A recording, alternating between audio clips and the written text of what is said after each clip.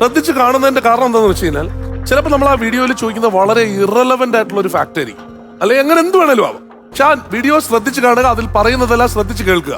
നിങ്ങൾ മാത്രമല്ല, നിങ്ങൾ കേട്ടല്ലോ. ആ ചോദ്യം നിങ്ങൾക്ക് ഉത്തരം പറയാൻ കഴിഞ്ഞാൽ 45 സെക്കൻഡ് സമയം നിങ്ങൾക്കുള്ളിൽ. Okay, let's play the video.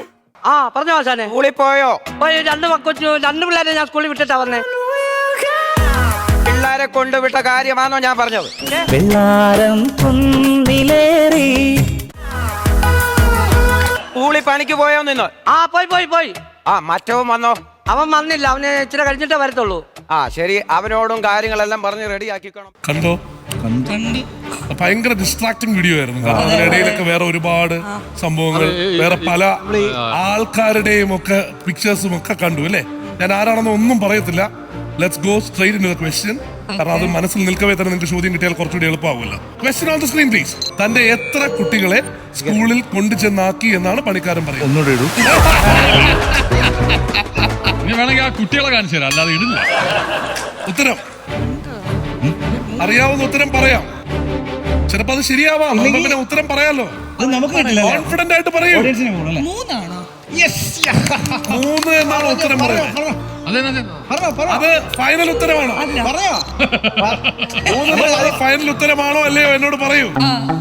ആണ്. എന്നാൽ തെറ്റി ആ ഉത്തരം തെറ്റാ. ഇല്ല, നിങ്ങൾക്കില്ല. ഇനി ഓഡിയൻസ്, your turn.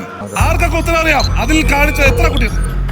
ആദ്യം കൈമുക്കി എത്ര കുട്ടികളുടെ കാര്യമാണ് പറഞ്ഞത്? 2 കുട്ടികൾ. Absolutely right. സ്റ്റേജിലോട്ട് വാ.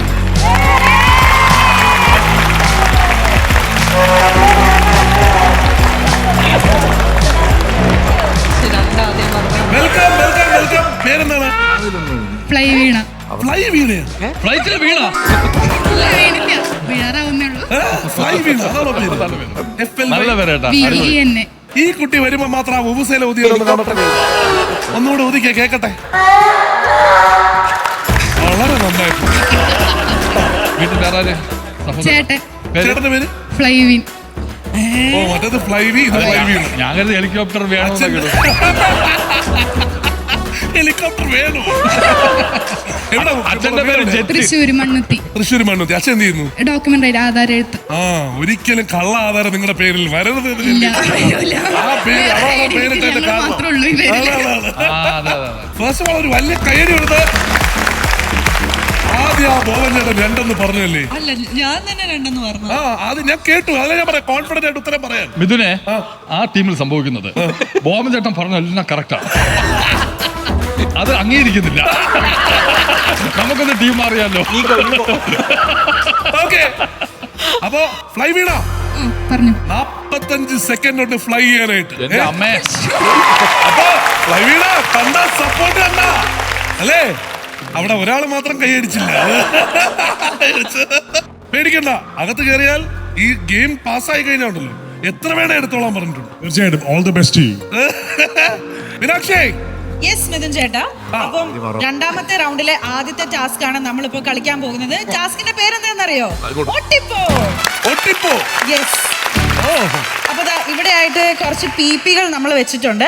ഈ വിസിൽ ഇങ്ങനെ ഊതി ഈ സ്റ്റിക്കർ ഇതിനകത്തേക്ക് ഇങ്ങനെ ഒട്ടിച്ചാൽ മതി. അതുകൊണ്ടാണ് ഈ റൗണ്ടിൽ നമ്മൾ ഒട്ടിപ്പോ എന്ന് പേരിട്ടിട്ടുള്ളത്. യെസ്. അപ്പൊ ഈ ടാസ്ക് കംപ്ലീറ്റ് ചെയ്യാനായിട്ട് you will get 45 seconds.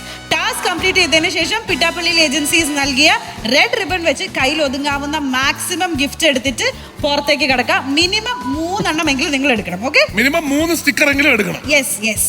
Okay, ഓടു വാരു നേടു. Go.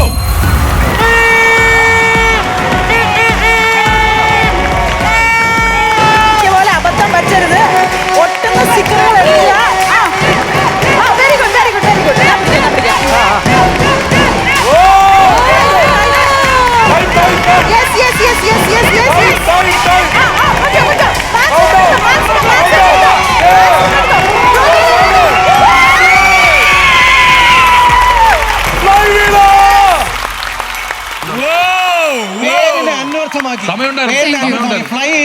സമയമുണ്ടായിരുന്നു. Thank U.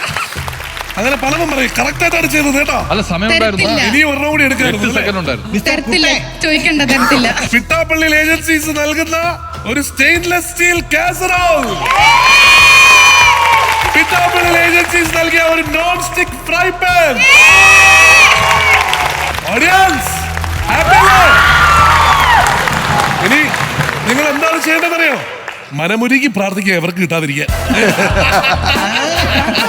Congratulations, Flyvina. Flyvina is all yours. ഒരെണ്ണം ഫ്ലൈവിക്കും കൂടി കൊടുക്കണേ. പിന്നെന്താ കൊടുക്കാൻ? ഇനി ജീവിതകാലം മുഴുവൻ മണ്ണുത്തിൽ ഹെലികോപ്റ്റർ വേണമെന്നാണ് അറിയപ്പെടാൻ പോകുന്നത്. അപ്പൊ അതുകൊണ്ട് ഫ്ലവേഴ്സ് സ്മാർട്ട് ഷോ ശനി ഞായർ ദിവസങ്ങളിൽ രാത്രി 9:30 ഫ്ലവേഴ്സിൽ.